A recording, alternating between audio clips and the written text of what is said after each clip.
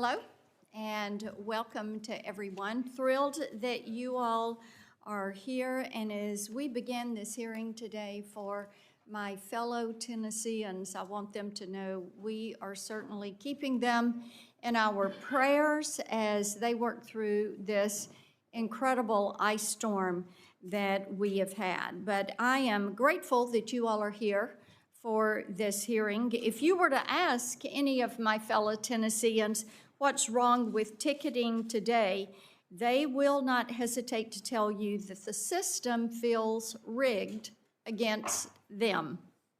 They follow the rules, they get in the queue so that they can make a purchase, so they're in there in advance, and they do everything right. And then they watch the tickets vanish in seconds, and they come back on the secondary markets at 3 or 4 times the price. Now, sometimes they have these tickets in their cart, and they move to checkout, and before they can click to buy, the ticket vanishes. It is gone.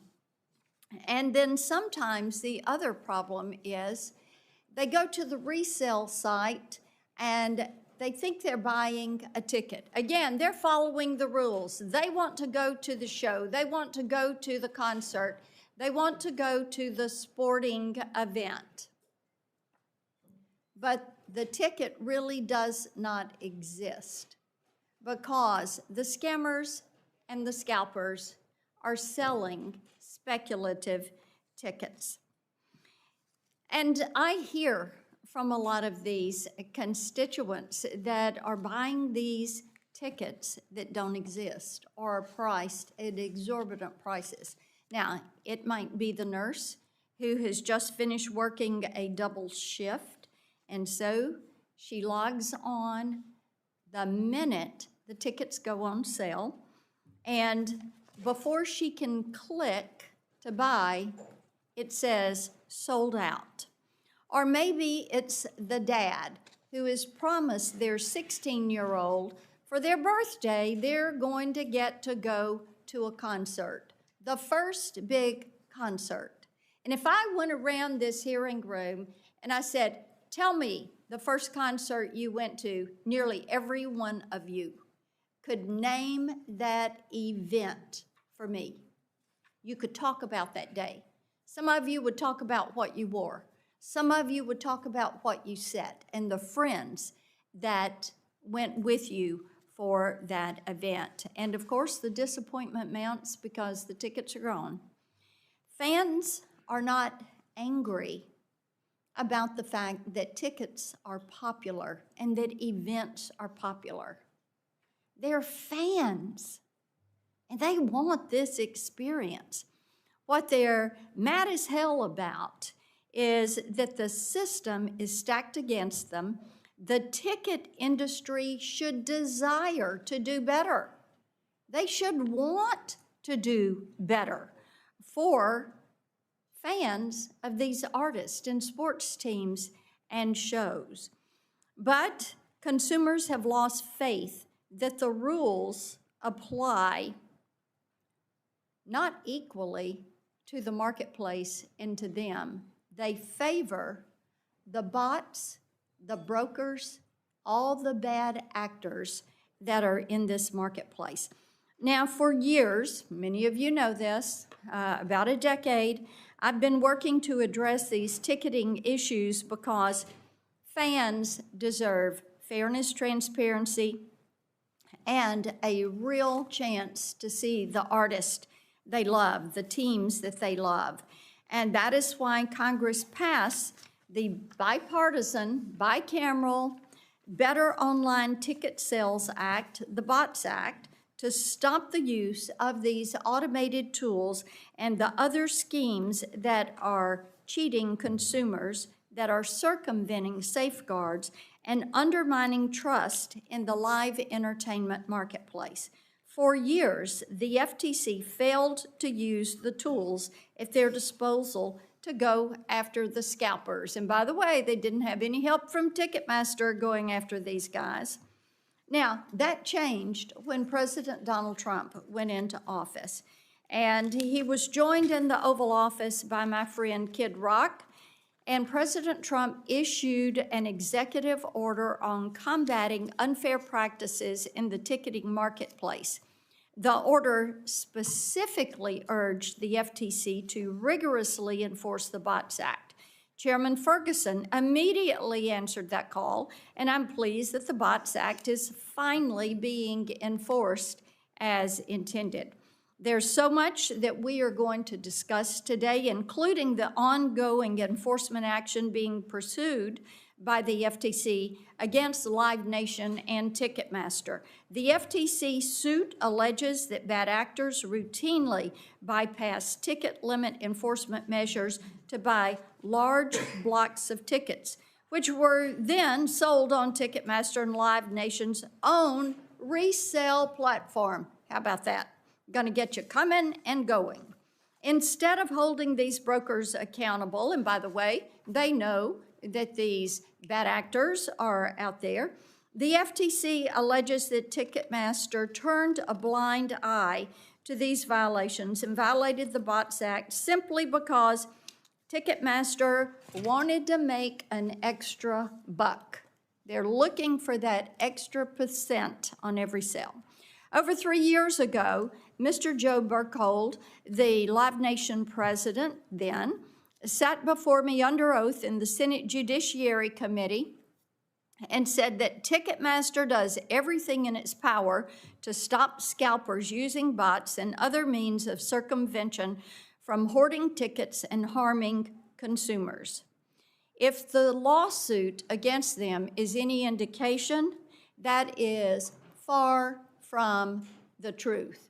I will tell you this.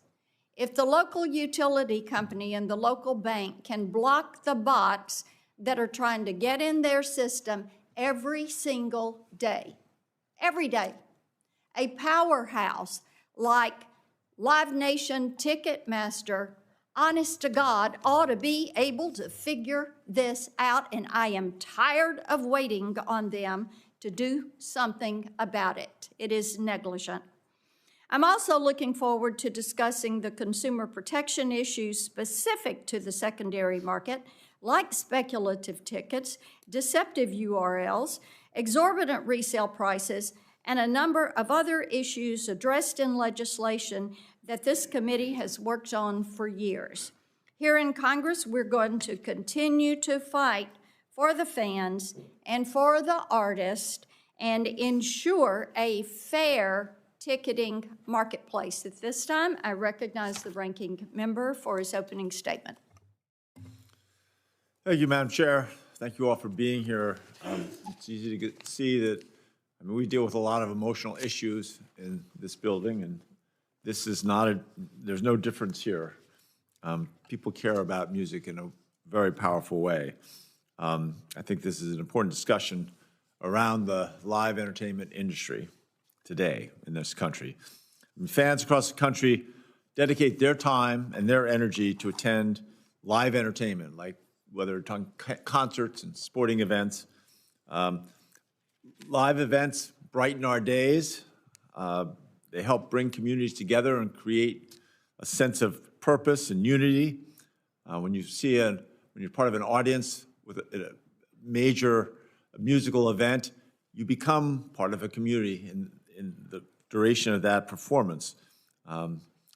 These events allow performers to show off their talent, oftentimes at the highest level, and they're creating memories that will last a lifetime. Somebody who grew up in the 60s and went to Woodstock, I realize that's no proof of product, but I have seen my whole life people having those memories change their lives for the better.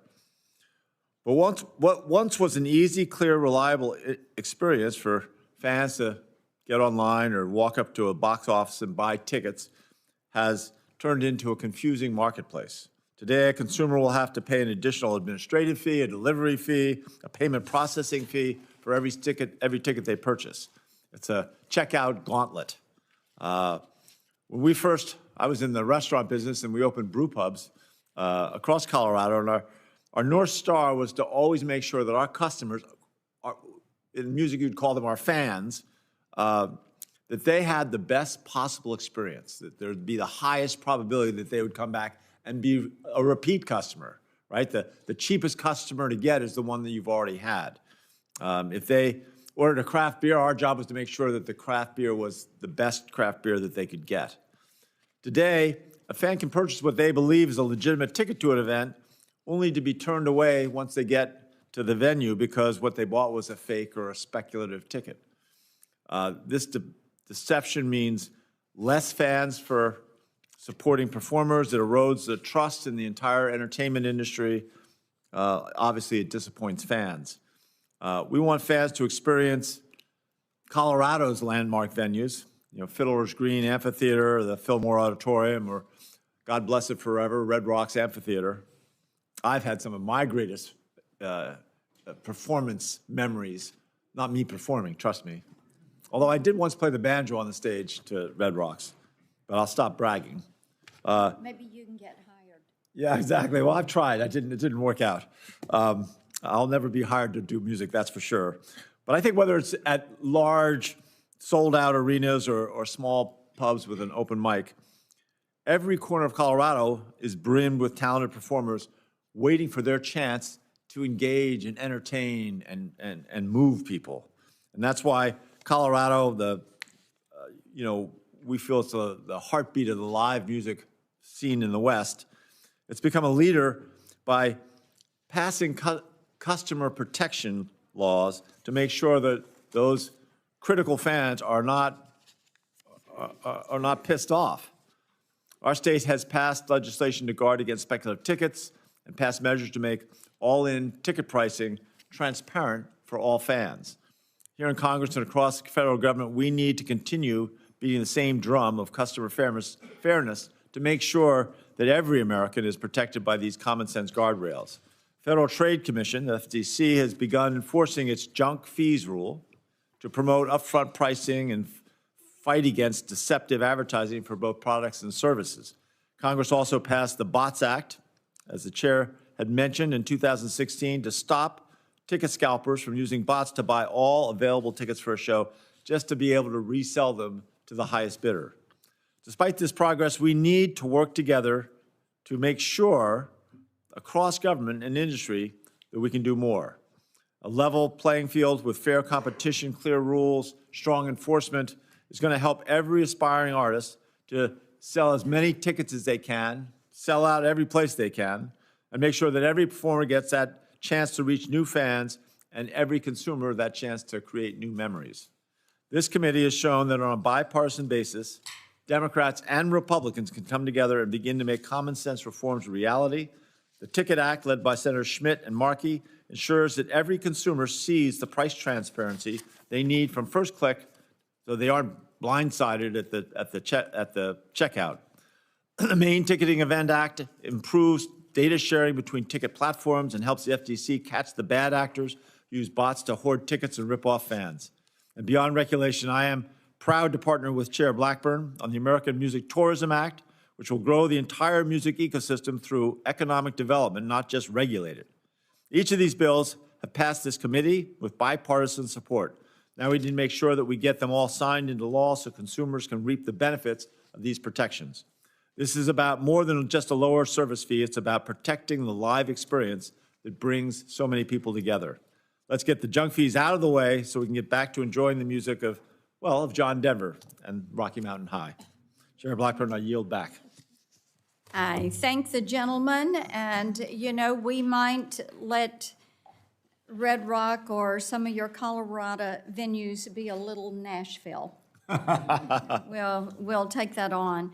I want to say a thank you to each of our witnesses today. What a great panel. We are grateful that you are here. And at this time, I'd like to introduce our witnesses. Our first is Mr. Robert Ritchie. Perhaps he is better known as Kid Rock. Kid Rock is a well-known singer, songwriter who has sold over 25 million albums around the world. He brings first-hand experience drawing sold-out crowds to events across the country. Our second witness is Brian Berry, Executive Director of Ticket Policy Forum, an advocacy coalition representing the nation's 6 major online ticket marketplaces.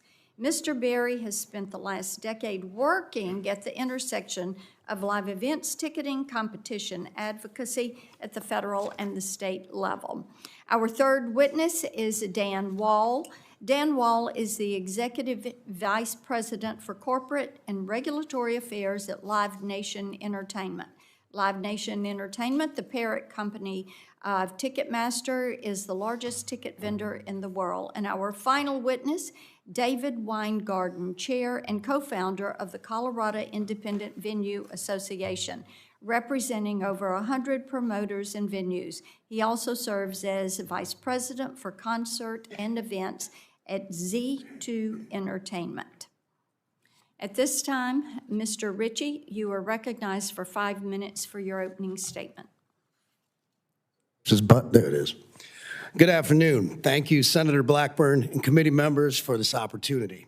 My name is Robert Ritchie, PKA Kid Rock. I'm proud to say I've been packing arenas, amphitheaters, and stadiums with the greatest fans on earth for over 25 years. I'm also a capitalist. I'm here today because I love God. I love this country. I love live music and sports. And I believe music fans and artists have been getting screwed for far too long by the ticketing system. I'm in a unique position to testify because, unlike most of my peers, I am beholden to no one. No record companies, no managers, no corporate endorsements or deals. To put it plainly, I ain't scared. I ain't scared to speak out on these issues like many artists, managers, and agents are for fear of biting the hand that feeds them. I'm here because hardworking Americans who love live music deserve better, and because artists deserve control over their own work. And let's be clear, this problem is older than timeouts and participation trophies.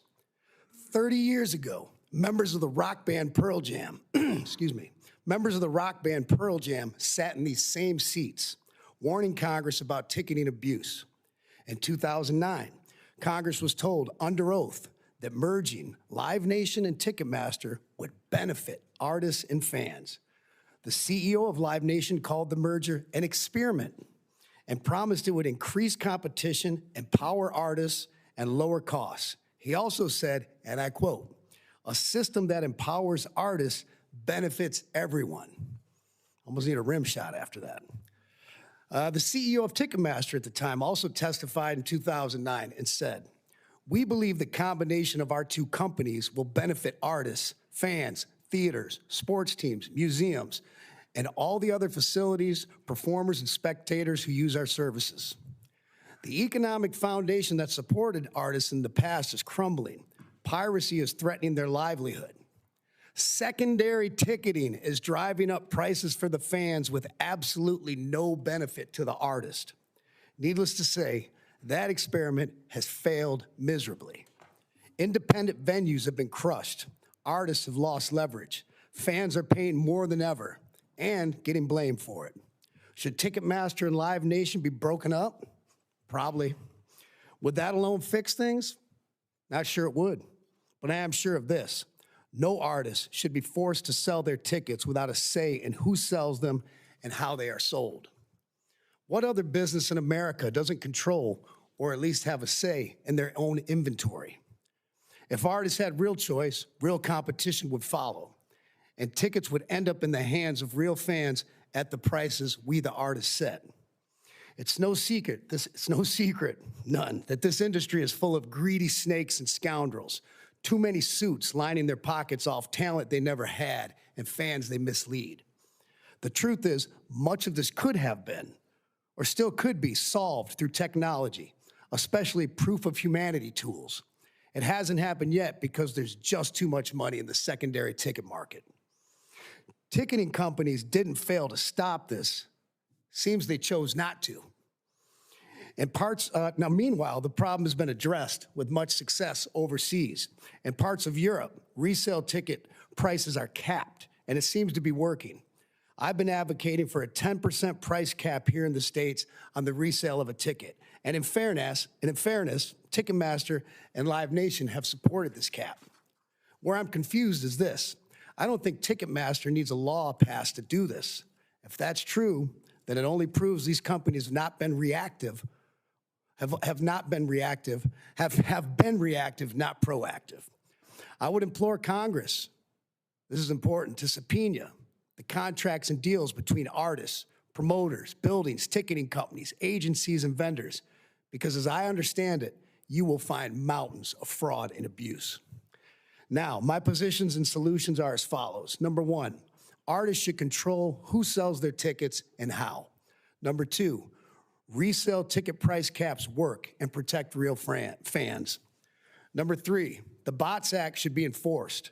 Brokers and bad actors must be stopped, and all should face serious penalties and consequences. All-in pricing is great, but it doesn't fix the system. Outlawing speculative ticketing is obvious. The problem is that ticketing lobbyists push these reforms as cover while fighting to keep tickets in an open market and lets them exploit fans under the guise of capitalism. Do not be fooled by these tactics. Congress and many others have been fooled since the mid-1990s, fooled again in 2009, and so on. This wasn't an experiment, it was a monopoly dressed up as innovation. So I'll close now with the words of one of my favorite rock bands, The Who, and say it is my sincere hope we won't get fooled again. Thank you. Rock on.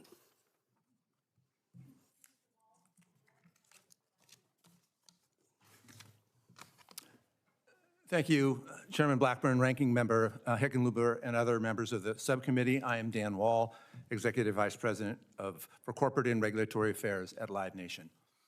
I thank you for the invitation to appear today. Just like the members of this subcommittee, we love the live entertainment experience, the magic of the show or the big game, and we are proud of our contribution to the explosive growth in the industry. Today, there are more shows than ever before, more artists touring, and more tickets available to fans at every price point. We're also proud that Live Nation and Ticketmaster have led the industry in working with artists in particular in finding solutions to the problems in the ticketing marketplace that frustrate fans. We're proud that our resale marketplace stands alone in putting the interests of artists and fans first, in sharp contrast to the ticket broker-driven business models of the secondary resellers represented at this table. And we actively support public policy initiatives and reforms on transparency and unfair resale practices, the kinds of things addressed by the Main Event Act and the Ticket Act. And on these issues, Live Nation consistently stands with artists, with venues, and with fans, and in opposition to ticket brokers and other resale marketplaces. We are acutely aware of the frustrations fans feel about their ability to get tickets to in-demand shows, the kinds of things that you mentioned in your opening statement, Madam Chair. How are so many tickets getting into the hands of scalpers? Well, the short answer is through an increasingly sophisticated technology package that is automating the business of ticket scalping. For a long time, we thought of this as the bots problem, and that remains a problem. Through Senator Blackburn's leadership, the principal law on this subject is the Bots Act of 2016. The problem is only escalating. Our data shows an extraordinary escalation in bot attacks. 4 years ago, in 2022, we were blocking roughly 37 million bots per day. Yet in the fourth quarter of 2025 alone, we blocked 566 million bots per day on average. That is a 15-fold increase in 3 years. And obviously, we can't block that many unless we're being attacked by that many or more. And the problem is not just bots. We are facing a proliferation of ticket harvesting technologies. The Scalper's technological toolkit has expanded and now includes software that allows users to manage multiple browsing sessions simultaneously, proxy services that mask a user's true IP address, and software that creates a massive number of fake ticket accounts. Incredibly, Ticketmaster now receives up to 25 million account sign-up attempts every day, 99.7 of which we reject because our technologies determine they are not real fans. We are fighting back with the most sophisticated defenses out there including most recently, identity verification, which is the technology that Kid Rock mentioned. Live Nation is also giving artists new and powerful tools to fight scalping, such as our face value exchange, a service that permits tickets to be sold for what the first purchaser paid and no more. We know, as the chair has said many times, that doing all of this and addressing these problems is our job. We don't shirk that responsibility at all. We, in fact, are stepping up to it like never before, and yet our artists and fans still need help, which we hope will be the focus of this hearing. Now, I know that some of you will want to ask about the FTC's lawsuit against Ticketmaster for allegedly violating the Bots Act. My October 17 letter to Senators Blackburn and Lujan goes into this in some detail. What I want to say now, Madam Chair, especially to you and Senator Lujan, is that your letter to our company after the lawsuit was filed did get us thinking about this as more than a legal issue between us and the FTC. You pointedly asked us why Ticketmaster allows brokers to maintain multiple accounts and use them to join on sales to buy tickets. That prompted us to take a harder look at our own policies and implement changes that we hope creates a better experience for fans. We've made big changes. Ticketmaster policy is now to limit everyone and every entity, ticket brokers included, to only one Ticketmaster account. We will no longer let any broker maintain, buy concert tickets with, or post resale tickets for concerts using more than one account. And we will not allow any broker to post more tickets on our resale marketplace than the posted ticket limit for the show. In closing, I submit to you the real question is how we are going to get others to do the same thing. The broker-first resale sites will never do this voluntarily. Their business is 80 to 100% broker-driven. About 3% of our income comes from the resale of concert tickets. So when you look at it from that perspective, the question is, what can we do to get them to comply? Thank you.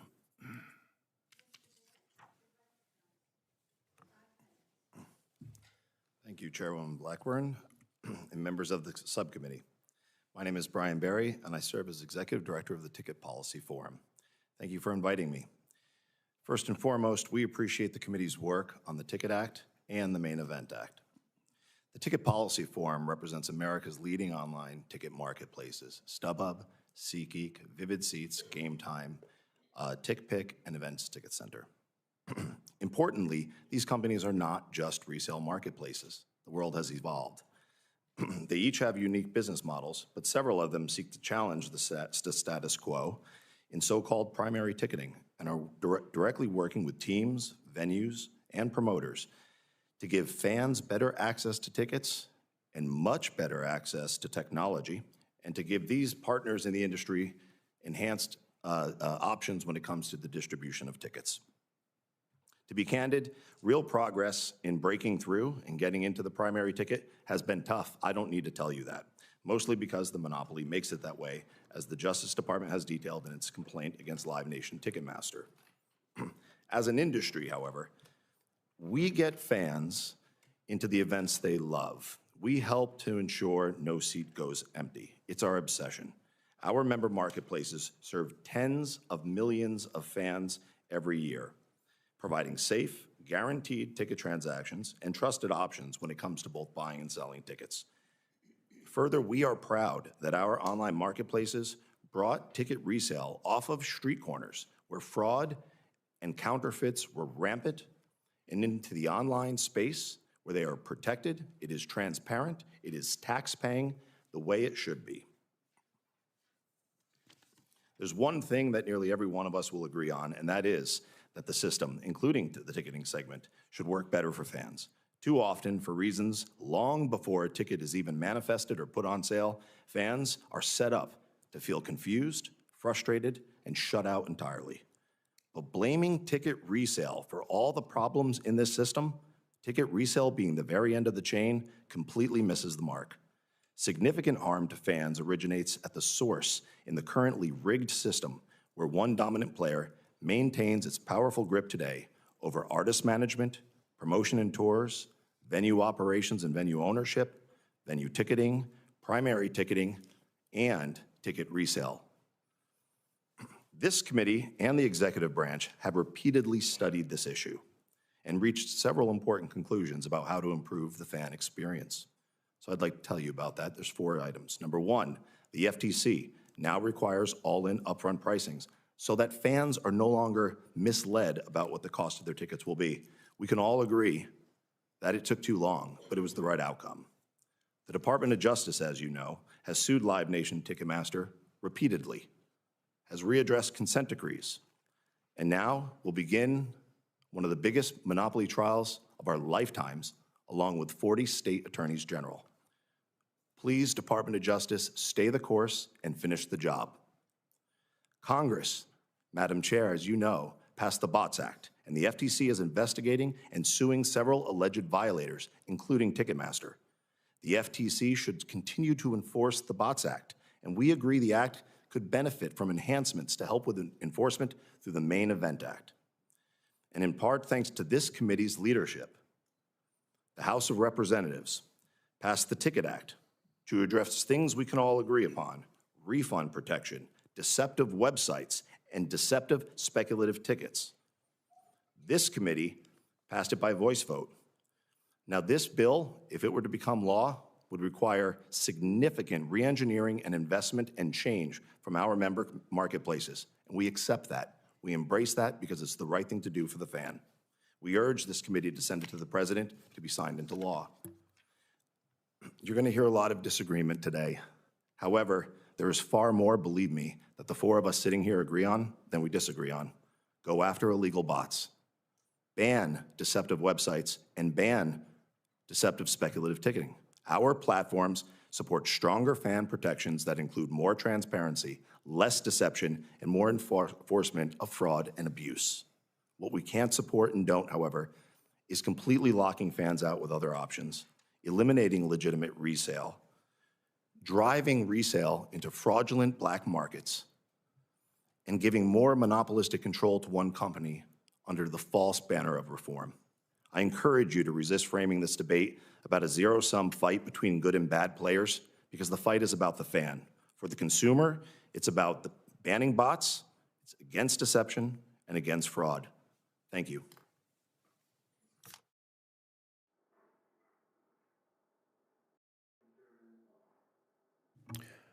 Thank you, Chairman Blackburn, Ranking Member Hickenlooper, Ranking Member Cantwell, and the members of the subcommittee.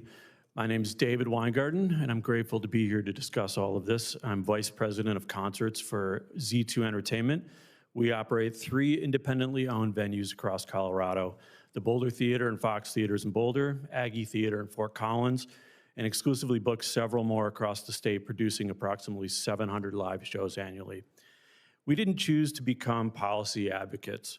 We chose to run small businesses, employ local workers, and bring live music to our communities. But the scale and aggressiveness of the ticket scalping market has left us with no choice but to speak up. So what's going wrong? Fans are unnecessarily price gouged on reseller sites when cheaper tickets are still available from our box office. Billions of dollars in Google ads steer fans into the scalping market.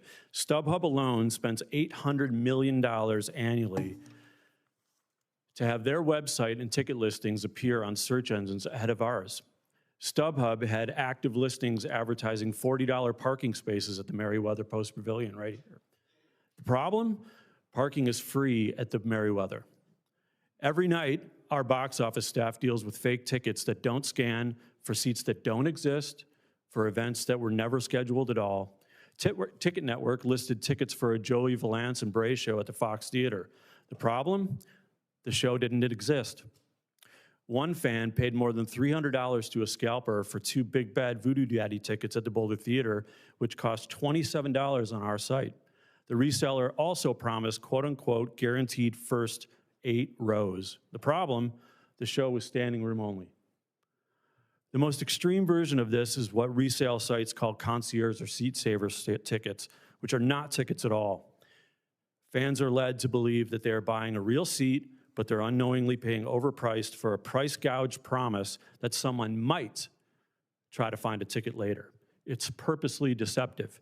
For example, the Howling Wolf in New Orleans was charging $10 to a show before a single ticket had been sold. Despite that, StubHub was listing a speculative ticket for $964. We found seat saver tickets on Vivid Seats for Beyonce in Houston, Atlanta, New Jersey, and Las Vegas for rows at the venues that did not exist. This is the core of the concierge model. Charge first, source later, maybe. That is why the music industry does not support the House Ticket Act as written. It claims to ban speculative tickets, but creates loopholes that allow this deception to continue under a fancy new name. You couldn't sell a car, a hotel room, or a plane ticket you don't own and call it a service. Live shows should not be any different. When something goes wrong with these fake tickets and overcharged tickets, fans don't blame the scalper who sold it to them. They blame the venues and the artists. We are responsible for paying artists, staffing, safety, production, payroll, rent, performing rights organizations like ASCAP, and more. Scalpers and their platforms do not pay any of these costs. Nothing. And they definitely do not deal with the upset and angry fans at the door. At Z2, we've been forced to print out and keep this reseller customer support sheet because fans are angry and confused that this is quite literally the only thing that we can do to help. Anyone who's tried to get help from these sites knows that phones don't get answered, emails go nowhere, and travel expenses aren't reimbursed. The question before Congress is not whether fans are being harmed, they are. It's whether federal policy will finally catch up to the realities of ticketing in the United States. Congress should ban speculative ticketing with zero loopholes for schemes like SeatSaver. Embrace bipartisan movement in the states by passing a national ban on resale above face value and a cap on outrageous resale fees. Ban deceptive URLs, spoof websites, and predatory search engine advertising. Support the U.S. Department of Justice effort to break up Live Nation and Ticketmaster, and close the Bots Act enforcement gaps by passing the Blackburn-Lujan Main Event Ticketing Act. Artists should be able to control how their tickets are sold. The fans should be able to trust the platforms that they use. And independent venues should not have to fight for survival while scalpers make billions off of our risk. We need Congress to act now. In an era defined by division, live music continues to create connection and common ground. Making it affordable for Americans is definitely worth fighting for. Thank you for your time.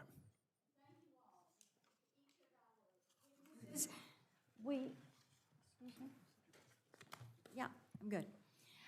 We're going to begin our 5-minute round of questioning and work through the members as they come to the dais. Mr. Wall, I want to come to you. I want to thank you and your team for collaborating with us as we planned our hearing today, and your appearance is certainly appreciated. I will say I was quite disappointed when I read the FTC complaint against Live Nation Ticketmaster, as well as your response. I couldn't help but remember our hearing from the Judiciary Committee that I referenced earlier, and it was after Taylor Swift's, your platform had such a meltdown. And your president, Ticketmaster's president, told members of the committee unequivocally that your company does everything in its power to stop the circumvention of your ticket purchasing limits and security measures. So, given the allegations in the FTC's complaint, how can you possibly stand by that sentiment saying you do everything you possibly can? Well, thank you, Madam Chair. Of course, it is in litigation, and it's not going to surprise anyone that we contest a lot of the most basic allegations in that case. But let me just say that the reason that I feel that I can say that quite confidently is because, you know, when we left that hearing, we got the message. We understood that we had to up our game, and we have made increase after increase in the resources that we throw into the battle against not just the bots, but all of the different techniques that Does Live Nation Ticketmaster employ a chief technology officer? Yes. You do? In fact, we have a brand new CEO who is a technologist. What is your expectation of that CTO?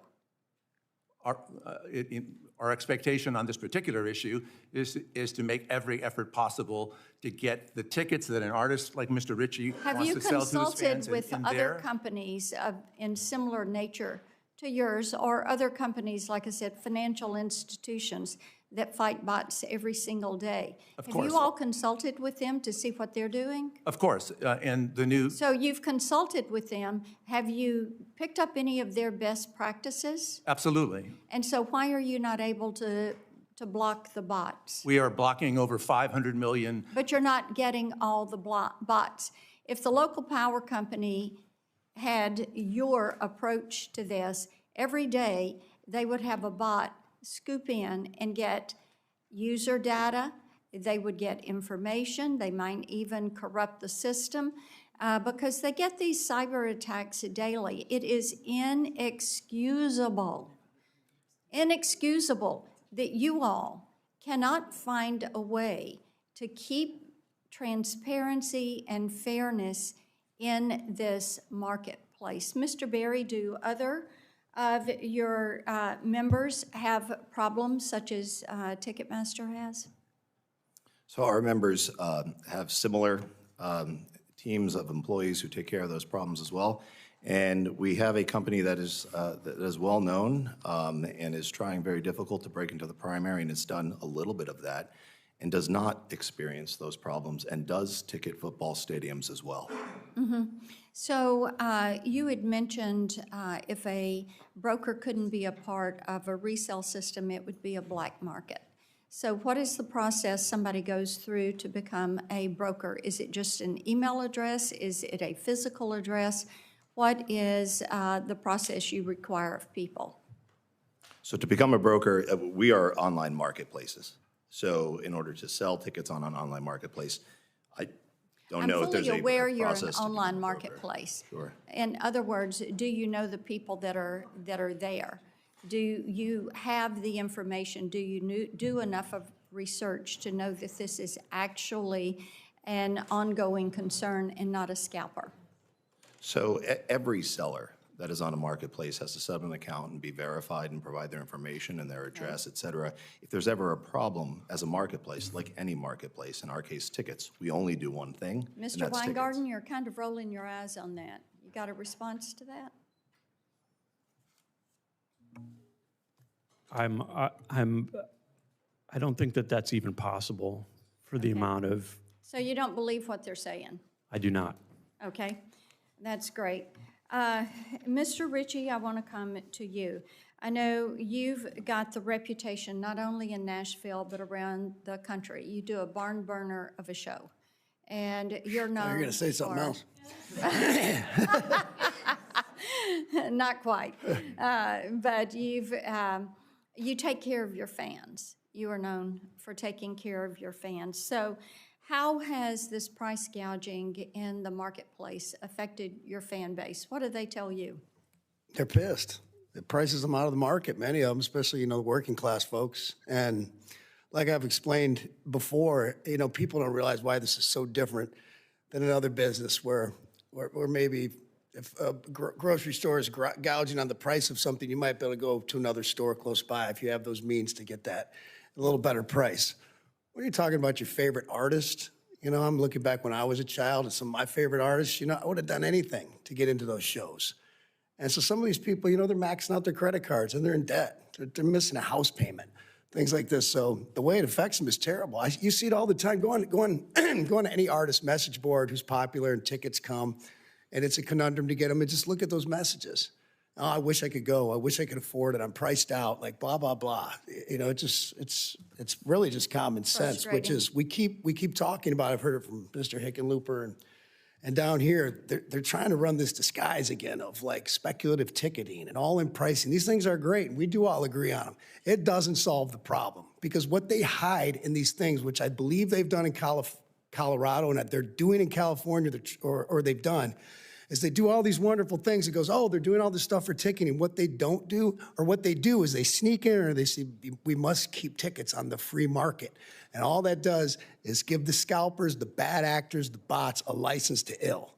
That's it. So they keep running this game. Don't be fooled. Like, the only way I've seen it that we can fix this is, and Live Nation, us and Ticketmaster agree on this, you know, oddly enough, that there needs to be a price cap. They've tried this in Europe. Just look at it. It works there. Do I want to be a follower of Europe? Not really. But, you know what I mean? If they did something that's kind of working, we ought to take a hard My look at that. time's expired. Senator Klobuchar. Thank you very much, Senator Blackburn. I actually chaired the hearing in Judiciary that Senator Blackburn took part in, and Mr. Ritchie, thank you for being here. I remember that well because we had trouble getting artists that wanted to come forward. We found a guy, Clyde Lawrence of the band Lawrence, and what I remember most is that he ended up being a great witness, but he kept turning to the person behind him, and everyone on TV thought it was his lawyer. It was his saxophone player. That hearing, I have the same lawyer present. there you go. None. But it made a difference because we gathered evidence that we gave to the Justice Department and with Senator Lee. And what we found out at that hearing was that Live Nation Ticketmaster size is unbelievable. No company should have 80% of ticket sales at major concert venues, own 40% of the top 50 amphitheaters in the U.S. and control 60% of promotion revenue. We also discussed many of the issues that you've talked about today, about the bots and about what's happening in the resale market. And I've been frustrated. While some things have improved and we've appreciated the companies worked with us on some of these, but it just continues to be a problem. Mr. Berry, I'd start with you. Why does breaking up Live Nation Ticketmaster help? Thank you, Senator, for the question. I believe this case that faces the entire nation right now will answer the question of whether or not a monopoly can be held accountable and do better or run roughshod over our government and the market. Simply put, in terms of specifics, you know, there's been this conversation around exclusive contracts and venues.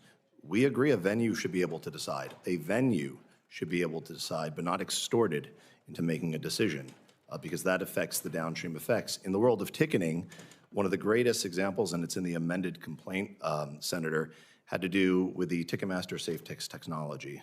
It was announced as anti-fraud and counterfeit technology. The way it's being used is to foreclose competitors and abuse fans.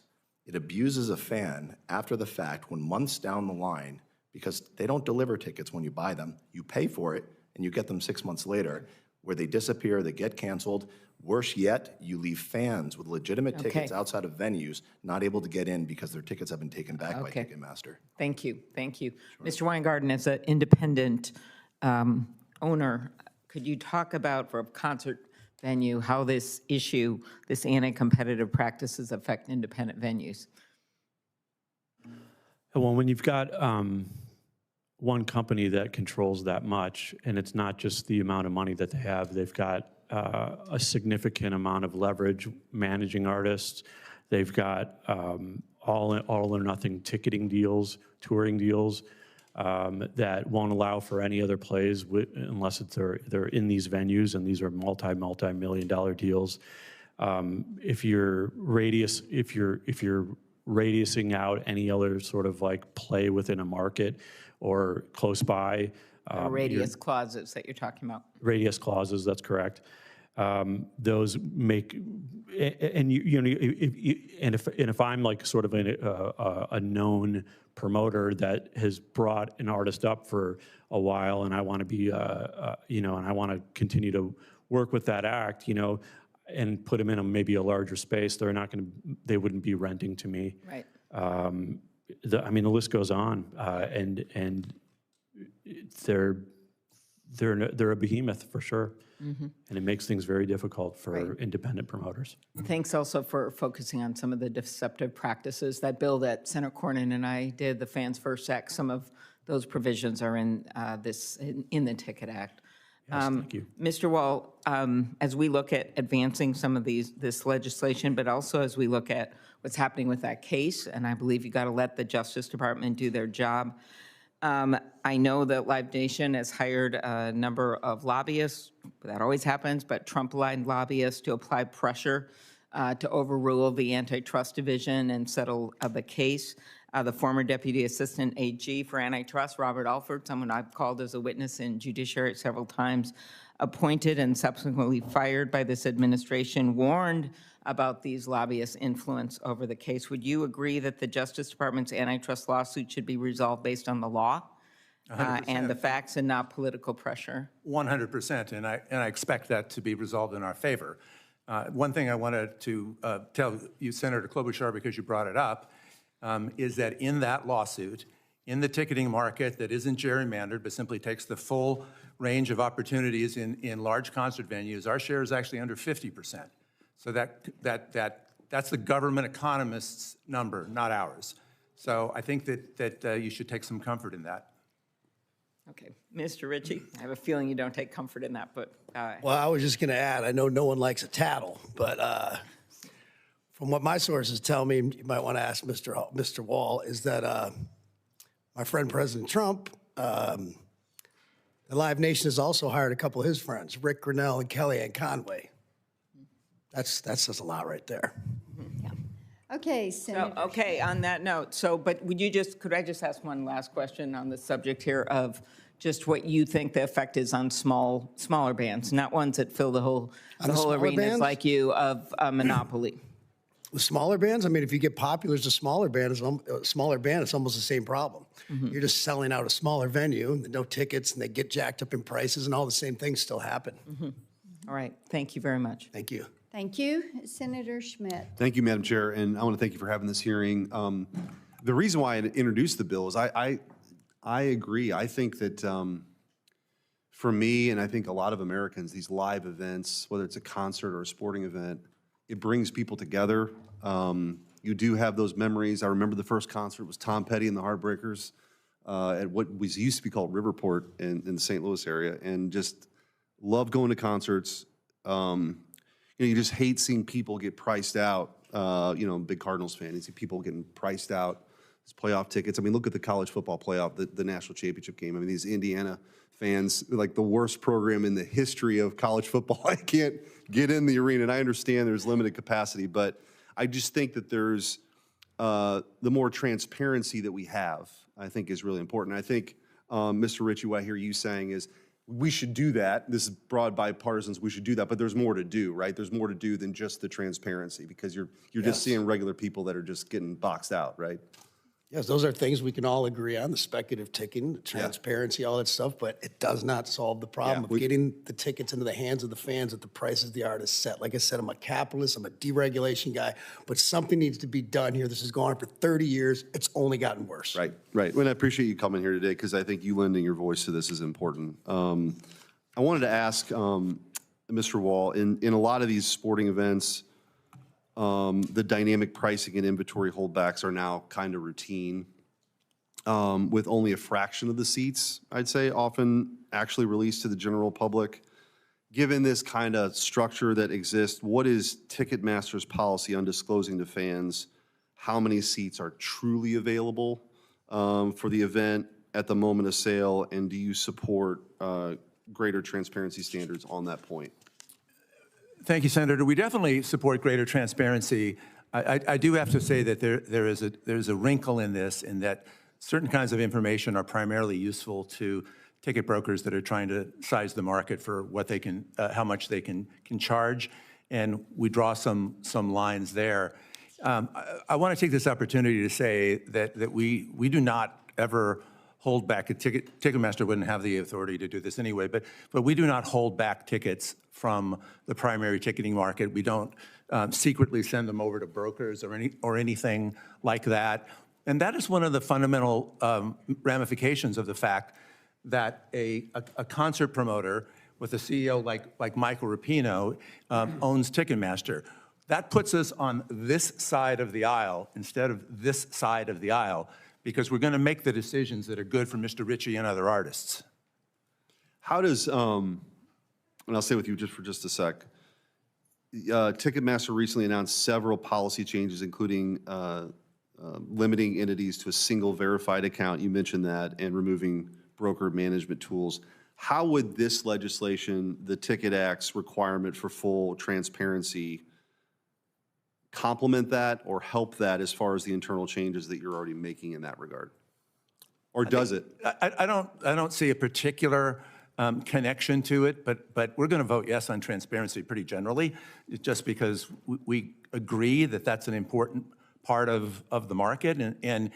And a lot of these issues, particularly in the resale markets, there's so much opaqueness, there's so much misdirection that as a society, we've got to do something about that. Okay, thanks. Thank you, Madam Chair. Thank you, Madam Chair. Mr. Berry, music venues and promoters traditionally guarantee that every ticket sold by their box office admits them to the shows. How do your ticket resale platform members verify that a ticket is real prior to it being listed on their resale platforms? Thank you, Senator, for the question. We advocate, as your office knows, for interoperability and greater connections between the primary and secondary. Great example, sir, would be Pacquiolin. That's a company that Ticketmaster was required to divest during the merger, large in the collegiate area. When there's a ticket purchased or resold, there's a connection on the back end so that there's verification, and when it goes for sale, there's a guarantee it goes through. This is not just trusted, but it's verified. We'd advocate for that across the entire ecosystem. When 80% or more of popular concert tickets are controlled by one company that will not share that information, there has to be a lot of trust, and there has to be a lot of customer support. The greatest thing we can do as marketplaces then is hold the sellers accountable. So, Mr. Berry, do all your members guarantee that the ticket's good? All guarantee refund protection or comparable. Well, that's not what I'm asking. Do all Yes, your Senator. members guarantee when you buy the ticket you're going to get in? I mean, the answer is no. We can just say it. The answer is no. The guarantee I can move on to the, is that well, your ticket will work. Okay, let me or move you on to the next refund, question. or you- I'll or you help, get I'll comparable help you with tickets. this, sir. You're not going to say it, I'll say it. The answer is no, and we know it's a problem. We need to fix it. So if you're saying that you want everyone to guarantee it, then make them. Don't allow them to be a member unless they guarantee it, and then we won't need to pass legislation. So I hope we can work on that one together. Mr. Berry, which of your companies allow speculative ticketing and which ones ban it? So multiple companies don't allow it on their platforms, and you know the challenge with speculative ticketing, sir, is that there are a lot of tickets that you may presume are speculative that have already been provided through different allotments that no one knows about because it's completely opaque and secret. There can be, you know, multiple pre-sales. There can be deceptive secret holdbacks of tickets. Now, I understand today that was challenged, but through subpoena authority, the New York State Attorney General obtained this information. So when we see some of these tickets, they are not speculative. Let me ask you the question. As for speculative, sir, we would support a ban on deceptive speculative tickets as the Ticket Act has prescribed.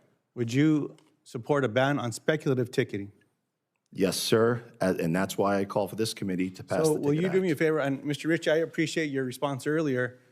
To all my colleagues on the committee, I had the amendment.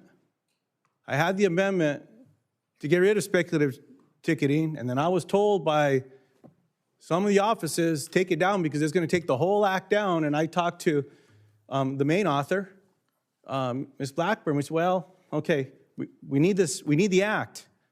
But if there's, everyone here agree we should get rid of speculative ticketing? Mr. Ritchie, yes or no? Yes. Mr. Wall? In stronger terms than he Mr. wants- Berry, I heard you say yes. You want to repeat that? Yes, Senator, pass the Ticket Act. Absolutely. Let me ask you a Get rid of question just real quick, speculative Mr. ticketing. Berry. You support getting rid of speculative ticketing? Yes or no? Yes, sir, it's a big change in the industry. We think it's the right thing to do for the Appreciate fans. that. Mr. Weingard? Absolutely, Okay, well, 100%. Mr. Chairman, I'm glad you're here, sir, and we hear this, and all the staff in here hears it. And maybe we can just offer this up next time we have any bill that comes in, since we're in the Senate. There's nothing that restricts us on offering whatever we want to do. It's in the committee's jurisdiction, so I look forward to doing that with everybody here as well. Mr. Wall, let me jump to you here real quick, sir. September 2025, the FTC brought suit against Ticketmaster, alleging that the company knowingly allowed brokers to use multiple accounts to evade ticket limits.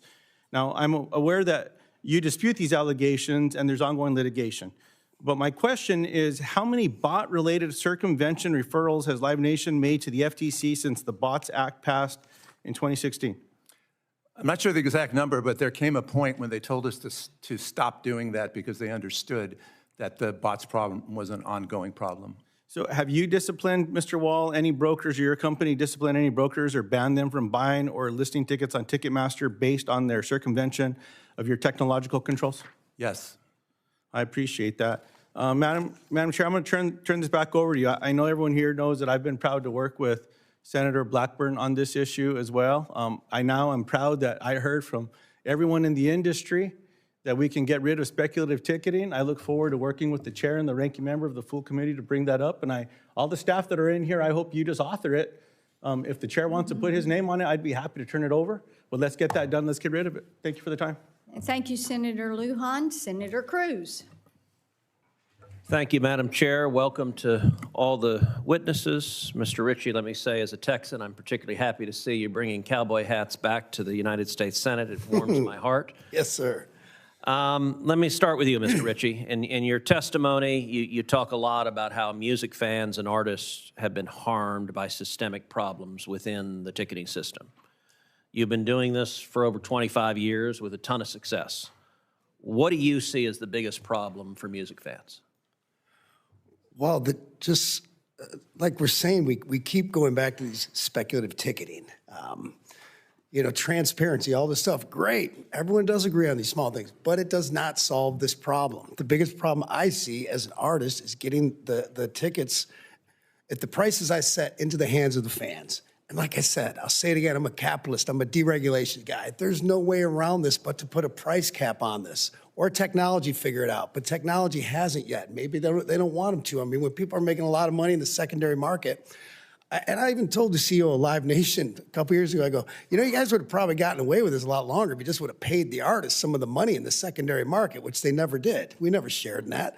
But either way, I'm here for the fans. That's it. I would actually take a pay cut off this. I would rather have more fans and take a little less money or have packed buildings and play to that, because let's face it, as a front man and a lot of front men, we have a little bit of egos, all of us. And rather than take that little bit extra money. Fortunately, no one in politics has that. Yeah, not at all. So it's getting the prices we set, getting them in the hands of the fans. You also talked about how artists have lost leverage in the ticketing system. And obviously, venues make relationships with ticket sellers. Can you explain what it means, how performers have lost leverage, and what might change if artists had more control over ticket sales? Well, I mean, just with this, speaking of the secondary market, if I went to Ticketmaster, I don't know, a couple months ago, I got a tour coming up. I could go like, hey, we've agreed on a price for the ticket with the building, with the fees, everything. Okay, I want to buy all 15,000 tickets. No way that's happening. You can only get a certain amount for your fan club that you want. Maybe I want to do special things there. Maybe I want to do things like,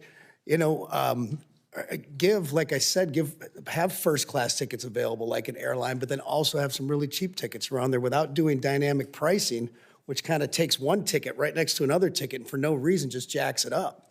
I'd rather be transparent about this going into it. Like, yes, we know we have first-class customers, people who've worked hard and done well. We want to provide them very expensive tickets, so they're going to be there towards the end. Also want to have very cheap tickets, but I want to lay this out across the board. Just all sorts of unique things we could do with those tickets, whether it's giveaways, fan clubs. Some people have corporate deals they want to do things with, and it's not like they haven't worked with us on that. I'm not saying Ticketmaster doesn't. But just the freedom to say, like, I don't want my ticket resold at all. I'd rather a couple percentage, a few hundred people kind of get screwed over and say, I can't sell my ticket back. I got to eat it. Because I know right now if that happened, that 95, 96% of those people would have a great experience at buying the ticket. And some of these things now, I've heard in the last 6 months, we can do that. We can do that. I'm like, well, why couldn't we do that for all these years? And it seems like I said, people are being reactive instead of proactive. Let me ask the other witnesses, do you agree with Mr. Ritchie, number one, that as an artist he could not buy, say, all 15,000 tickets? And if you agree that under status quo he can't, why not? I can answer that, Senator. The reason is because in the United States, the tickets are issued and owned by the venues. The ticket is literally a license to come onto the premises during the show. And so there are venue interests here that are reflected in thousands of contracts. And what what the venues will defer to Mr. Ritchie or any other artist on are the pricing, resale restrictions, things like that, but they're not going to give up their property rights in the tickets. We too are rooting for fan success, Senator Cruz. We believe the artist and the artist success and event success, we want to see sold out. We help achieve 100% sold out. But at the end of the day, I agree, the artist, they should set whatever price they want to set. I think Kid Rock, if I may, I think he's absolutely right. He wants to set different tiers of his pricing. He can, and fans should have that option. They should also have the option, if they choose, to recover their costs if they can't use it or to be able to resell it. Ticketmaster doesn't make it very easy, sir. Sometimes these price caps come with price floors. It happened to me, and I'm in the industry last year up in Baltimore to see Billy Joel and Stevie Nicks. Took my kid up there. One of us couldn't make it due to business, and we weren't allowed to even resell it for $50. It was a $180 ticket. They set a floor. That seat went empty. An empty seat doesn't buy beer, hot dogs, or merchandise. So we think there ought to be options for consumers. I don't think anybody disagrees with the fact that there should be some resale available for those types of events that occur. That being said, when a bot or somebody comes in and purchases hundreds of tickets or whatnot, and we are looking at it as a venue, as a sold-out performance, so we staff as such with 100% staffing, the whole lot, and we're also paying the artist for that sold-out show as well. And unfortunately, when those brokers can't get their tickets sold, we'll see a drop count, which is how many people are actually through the door, of 60 to 70%. So now we've lost 30 to 40% of the income from food and beverage, which is how we make our money as a venue. And so, and to put the salt on the wound is that these brokers, these scalpers, will then claim fraud on all of the unsold tickets and will get their money back from these credit card companies. And so we'll get charged that as well. They're called chargebacks. So not only do we lose 30, 40% on those tickets that go unsold for the food and beverage, we get double charged on the chargeback, and there's no way for us to make our money back at all. All right, so my time has expired, but Mr. Ritchie, I'll give you a chance if you want to respond to those comments. I don't know if you have any response. I think we're all, for lack of a better term, rock and roll, we're all kind of smoking the same dope. All right, that spices up the hearing even more. Thank you, Senator Cruz. Senator Cantwell, you're recognized. Thank you, Madam Chair. Senator, have you gone, Senator? Do we want to let her go? Or? Sure, it's fine. Senator Blunt Rochester, go ahead. Thank you very much, Madam Chair, and thank you also to the ranking member. A special thank you to Ranking Member Cantwell for letting me go before her, and to the witnesses, thank you so much for being here. I appreciate the work of Senators Blackburn and Lujan on the main Event Ticketing Act, and also Senators Schmidt and Markey on the Ticket Act. I came to Washington to fight for Delaware families, the fans, artists, and consumers. To me, live events shouldn't be a luxury, but all too often, fans are actually facing a stacked deck online, from hidden fees to misleading listings to speculative tickets to bots that scoop up all the inventory in seconds. As everyone has said, I think many of us have experienced it. I too experienced it for Beyonce tickets. When I served in the House, I offered an amendment that was included in the previous version of the Ticket Act to crack down on deceptive ticketing websites or fake URLs. And I'm committed to building on that work and making online ticketing fairer, more transparent, and more affordable for fans. Mr. Berry, we know cybersecurity is a major threat to online ticket consumers. As Anthropic found in a November 2025 report, cybersecurity attacks are now beginning to use AI agents to execute cyber attacks by themselves. Mr. Berry, is the online ticket industry prepared for the AI agent cybersecurity threat? Senator, it's a constantly evolving challenge, and the bottom line is the industry has to meet that challenge. So you would say Yes. yes? And primarily when we examine the bot problem, because it is a problem, what you've heard today, these are attacks. There's no place in the system for them. Jumping ahead of a consumer in line and scooping up the tickets just shouldn't be something that can be done by technology. Candidly, that just speaks to an anti-fan approach. But it happens in the primary sector. So when tickets first go online is when these attacks happen. We have a member of our forum that does a very good job. We're talking 99% records. They can provide the specific numbers, but it's very high in terms of keeping them out. Yeah, I would say I remain still very, very much concerned. For example, the Associated Press reported last year that a crew in New York illegally and without the AI tools, this was without the AI tools, used email redirects to take over accounts and then resold more than 900 digital tickets for pricey events, including the Taylor Swift concerts. Considering this and many other examples, Mr. Wall, what steps has Live Nation taken that will reassure consumers that the ticketing marketplace will be fair and secure? Thank you, Senator. It's obviously an important question with AI and all the various manifestations. And we are very much looking at both the positives and the negatives of AI. Your question about the defenses, one of the things we're seeing, Mr. Ritchie mentioned earlier about how an important tool that we use to stop the bad actors is identity verification. Well, of course, now what we're seeing is AI agents pretending to be humans to try to pass the identity verification. Right now, I think we're on top of that issue, but it is one of the major initiatives that we have announced at the company as an across-the-board investment in the AI technologies, both on the kind that can serve the fan and the kind that can protect the fan. And I know you just mentioned the new steps have been taken to address it. Mr. Weingarten and Mr. Wall, one popular tactic is used, it's called the Wall Garden model. In exchange for stronger security, and the model requires consumers to give up some of their personal data and convenience by locking tickets into a special app that prevents using these tickets with screenshots or wallets. Yet reports like the one from 404 Media suggest resellers can still bypass these walled gardens. Mr. Weingarten, from the independent venue perspective, do ticket transfer restrictions genuinely reduce fraud?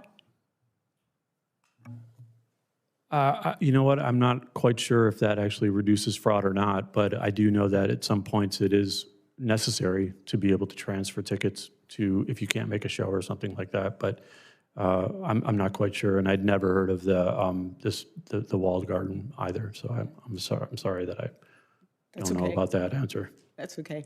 I will submit some more questions for the record for the witnesses. But again, bottom line, this is truly about the fans, it's about the artists, and it's about making sure that we, in this age, also care about what's coming next, whether it's AI or quantum and how it's going to be attacking these systems. So thank you very much. I yield back, Madam Chair. Thank you, Senator. Senator Cantwell, you're recognized. Thank you, Madam Chair, and thank you for holding this important hearing, and for you and Senator Hickenlooper, but I want to thank you particularly for your advocacy for the music industry and for your steadfast approach in helping on all sorts of legislation that is trying to make sure that content created by artists are protected and that it's not replicated with AI and a variety of other things. So I'm definitely supportive of the Speculative Ticket Act that Senator Cruz and we passed here, but it hasn't gone all the way through the process.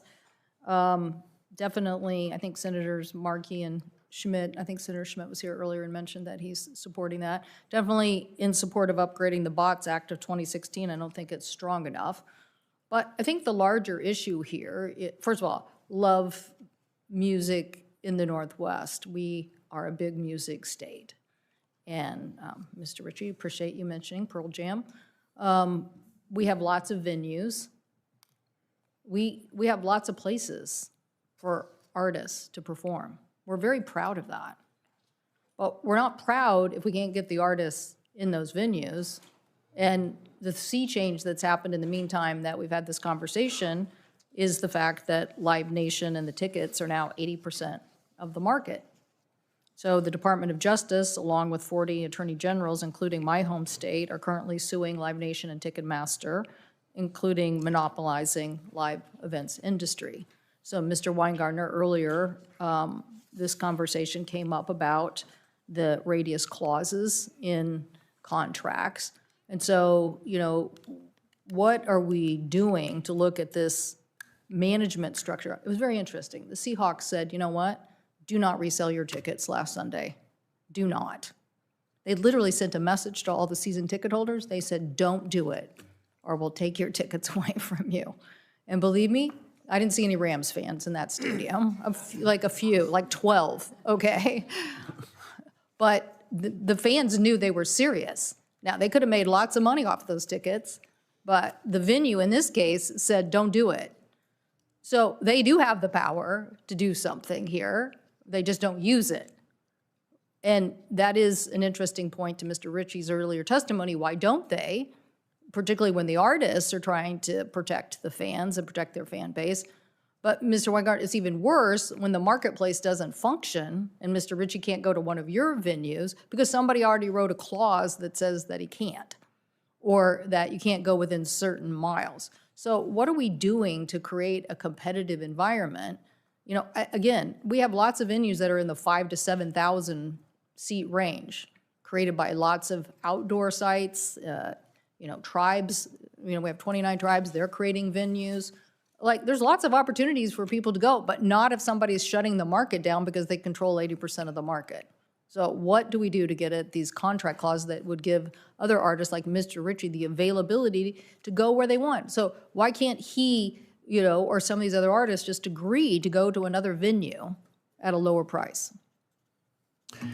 I think that asking Kid Rock and his management about those deals, you know, would probably be a good idea. But also, you know, it's not I'm necessarily asking you whether we need to see the contracts that show that these kind of manipulative practices are actually being deployed that curtail artists from signing up in your venues. That's what I want to know. I think that when you're talking about multi-million-dollar national touring, all-in touring deals, and they all want to make sure that they are playing in those Live Nation / Ticketmaster rooms. The artists will play in just those rooms only.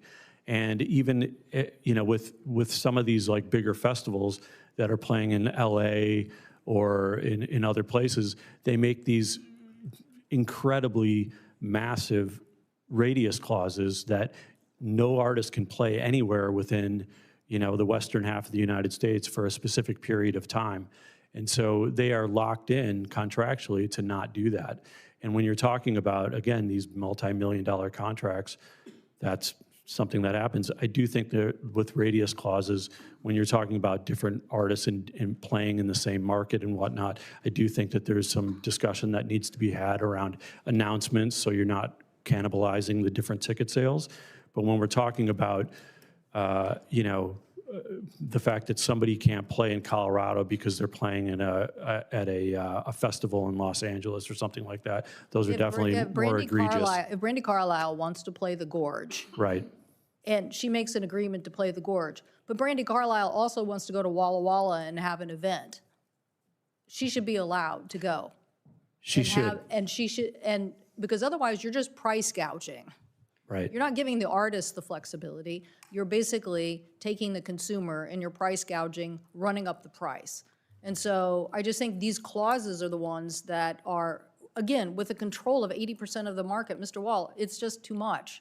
And I know that's what's happening to art. Mr. Ritchie, do you have a comment about this? You seem to know a little bit. Well, as much as I'd like to agree with you, if you have a radius clause, if I'm going to play a big place and I sell out that place and I want to play another place, it's in that radius. I'm kind of battling myself. It's like having a great restaurant and I'm going to open up another great restaurant right next door. I'm going to split my audience, you know, and it just might not make the most sense. But what I'm here, that can be debated till the cows come home. I think I'm right. Well, I'm saying they're curtailing these venues from getting these future Well, I events. think what you're over talking a- about- Over a time period. So what I'm saying is, you want to let the pressure off for your. Well, I think what you're talking about is if Live Nation owns 80% of this market, they own most of the venues and the management and this, that, and the other ticketing company, and an act's coming up. And they know they're going to blow up, right? They're going to be a big act, but they're still in like the 5,000-seater range. Live Nation has bought the Fillmore or whatever that's 5,000 seat, but there's an independent promoter that owns another one. Live Nation can come in if they're going to get a $10,000 guarantee, and they can say, we're going to invest in their future. We're going to give them $15,000, $20,000, and that small promoter can never compete with them. Or they're going to give them some back-end deal here or there. Is that illegal? I don't know. Is it bad business, good business? I'm not sure, but there's something to be said when you own most of the market, which nobody really in Congress voted for. They were all kind of against the merger. Yeah, thank you. Thank you, Madam Chair. Thank you. Senator Lummis. Yeah, thank you, Madam Chairman. I'm not on the subcommittee, but I'm on the Commerce Committee. And when I was downstairs in my office just now and heard some of this testimony, I cleared my schedule to run up because I've gotten so many complaints since I've been here about Ticketmaster specifically. And so when I have a chance to ask you some questions, Mr. Wall, I'm pleased to. Can you explain, first of all, welcome. Thank you. And welcome to all of you. Is Ticketmaster a monopoly? No, we are not. And tell me how you come to that conclusion. Because we are at the near the end of the road in the antitrust case, and the math has been done. And if you just look at the addressable market for large venues, the government's economist is putting our market share under 50%, so that's not a monopoly share. They have an alternative argument that looks at 20% of that market and says that we have a monopoly of that, but there's no such thing as a monopoly of 20% of a market. That's why. So what defines a monopoly? It's typically that you have the ability to charge monopoly prices, reduce output, things like that. Okay, if you control artists, venues, and tickets, and a person has to choose, who chooses your venue has to use Ticketmaster, or an artist that you have a relationship with, that sounds like a monopoly to me, because you have relationships with artists and with venues and with tickets. And when you're able to combine the three, it forces artists to use your venues and your tickets. It requires venues to use your artists and your tickets. And it takes choice away from both the artists and the venues. And to me, that sounds like a monopoly. I understand, Senator, and that's the story we hear a lot. But if I could just give you a couple of data points without getting too argumentative about this. We're not a big, we may be the largest venue owner in the sense of the number of venues, but we don't have any stadiums, we don't have any arenas. So where all of these big shows play, so major concert venues, we own hardly any of them. What we own, the only venues that we own that even fit within this market the government is claiming are amphitheaters, which are a small part of the whole. And as far as artist choice, the one thing I will just say is know us by the company we keep. We're on this team. We don't wear the same uniform by any means, but we are on the artist team here. And you know, Mr. Well, I'd like to start calling the shots then. Yeah. But it is important to point out that on almost everything, our position is exactly what Mr. Ritchie's is, and it's because his position is very typical of what the artist's position is. Mr. Ritchie, how would you respond to my question? Well, I think monopoly is having no competition. I think it's the opposite of this number and that number. I can't keep up with you, Mr. Wall, with the numbers, but it's lack of competition. And I think if there's more competition, let's say in the ticketing market, then that would make things better for the fans and for prices and for the artists. And, you know, and I would say let the artists bear the blunt, take the risk and reward. You know what I mean? If I say that I want tickets to be sold with a no resale, you can't resell them, period. Yeah. My fans are going to go like, oh, I couldn't go and Kid Rock's a jerk. Whatever, that's fine. I mean, they pretty much bear the blunt of it now, and StubHub does, and rightfully so. Rightfully so, because they don't give us the freedom to do what we want with our inventory. They don't exist without me and everyone else. Right. That's a fact. I think we can all agree on that. Mr. Berry, how would you respond to my questions? First and foremost, on the monopoly question, Senator, I'm looking forward to the Justice Department and 40 state attorneys general, bipartisan team of attorneys general figuring that out. The Department of Justice should stay the course, finish the job. If they're watching today, don't settle. Let this play out. As a fan foremost, that's how I got into all of this. I'm pretty sure if it's someone in the schoolyard that can bully and beat everybody up, that sounds like a monopoly to me, and that's what's happening. Mr. Weingard? Garden? Sorry. Yeah, we are, the artists hold all the marbles. I mean, the artists and the artist team, they hold all the marbles, and we want to play with the marbles. So we're going to do everything that we can to make sure that the artist is happy, and we want to make and get them what they need. At the same time, when you're dealing with, you know, a monopolistic corporation, or you're dealing with a bunch of StubHub, you know, and secondary and scalpers and whatnot that pay none of the costs. None of these costs are getting paid by these scalpers. Yeah. None of them. We pay them constantly, and when that's happening, it's not equitable. It's not fair. There's no competition. You know, they're making their profit margins are enormous because they are not sharing in any of the risk. Mr. Ritchie, do you hold all the cards? No, hardly. I just want to say there's so much money in this business. There's enough to go around for everyone. That's a fact. But the one thing we can agree on, there's a lot of merit here to everything we're talking about, but we have to get the middleman out of the way. Just let me get the tickets to the fans at the prices I want to set. Madam Chairman, thank you. Senator Hickenlooper, you're recognized. I was enjoying being incognito. Long before I ever dreamed of getting into politics, I was out of work geologist and opened a large restaurant in Denver called the Wine Coop Brewing Company, brewed its own beer. Took us 2 years to raise money. My mother wouldn't even invest, although you don't really care about that. We put a jazz club in the basement, so I became a venue. And so we were the place between Chicago and San Francisco, so Freddie Hubbard would come and play a weekend. We didn't ever get any of the big acts, but we did well enough to lose $30,000 or $40,000 a year, which I looked as collateral damage because people came in and ate in the restaurant upstairs. But I did get a sense of how it worked. Got to be friends with a guy named Doug Kaufman, who was a local promoter. He was trying to renovate this beautiful old theater from the 20s, the Ogden Theater, and I knew him from that. And he was putting on a show at Red Rocks, and he had Spin Doctor, Gin Blossoms, and Cracker. This is like in 1993 or 1994. And his father, who would always loan him the money when time came due to make the big down payment for the lead act, which in this case was the Spin Doctors, his father would do it. His father was building renovating his house, so he couldn't do it. So he came to me, and I got my restaurant. We co-signed the $40,000 loan, so we'd give all that money to the Spin Doctors, who turned out to be out of fashion by the time the concert started. And Doug had promised me that, you know, you could tell how much they'd already sold 25% of the seats 2 months out. And he said, I guarantee you you won't lose money. And we didn't. And that, you know, there's a poster somewhere in the universe where it's produced by Nobody in Particular Presents, that's Doug Kaufman's company, and the Wine Coop Brewing Company. But I saw just how arbitrary and how fast it all happened. I ended up, you know, basically, I took all my ill-gotten gains and put them back into gift certificates to help him renovate the Ogden Theater.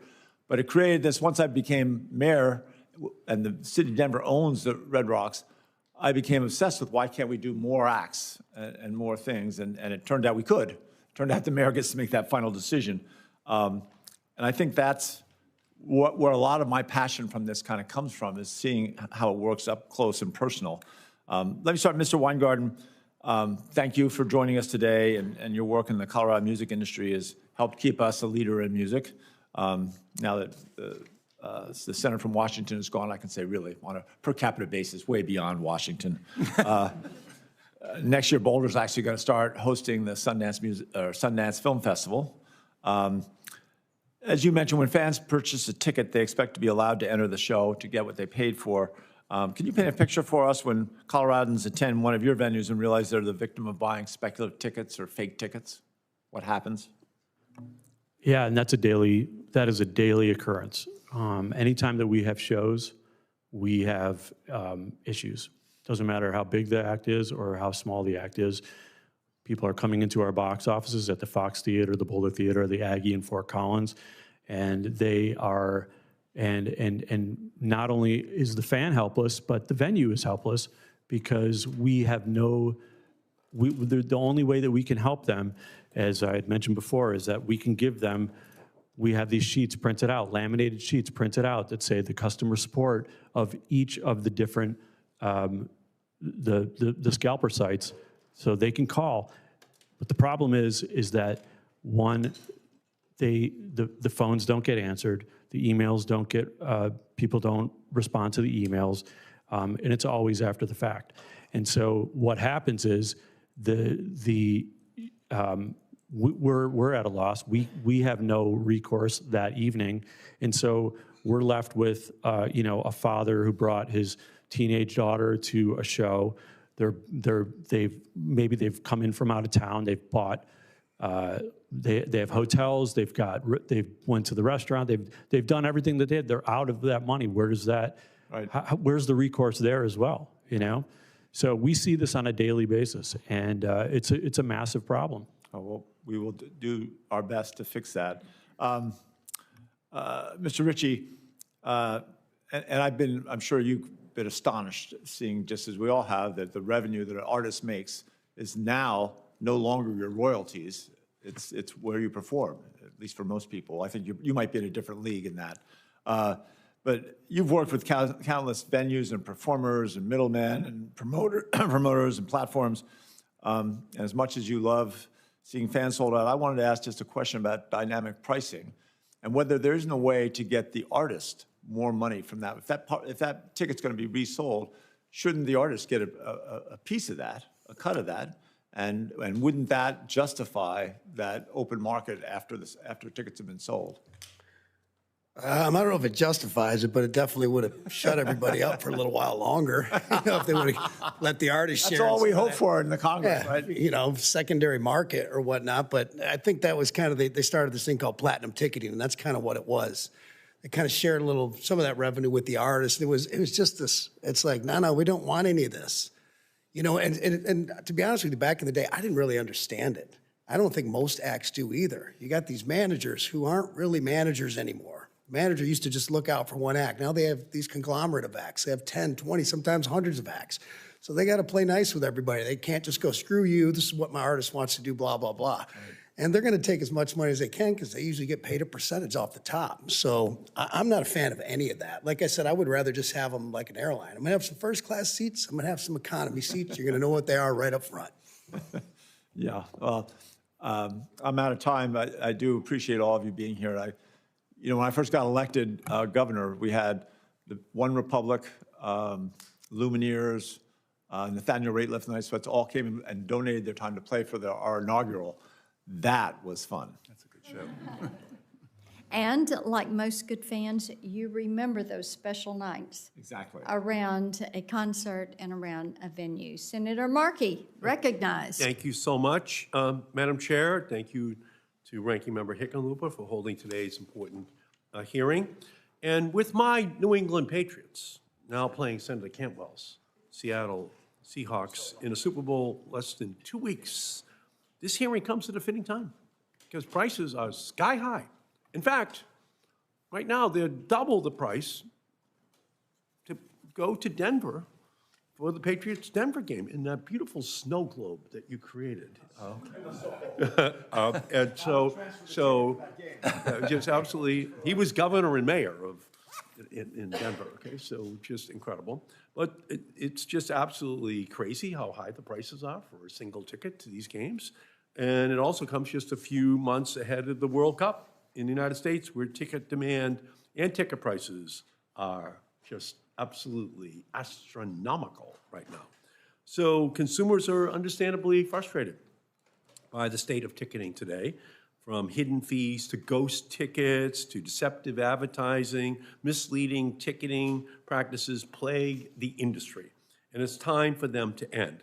And that's why Senator Schmidt and I have introduced the Ticket Act to clean up these unfair and harmful practices. And we're doing it on a bipartisan basis, and I thank Senator Cruz and Senator Cantwell for signing up for this legislation and moving it through by a voice vote last year.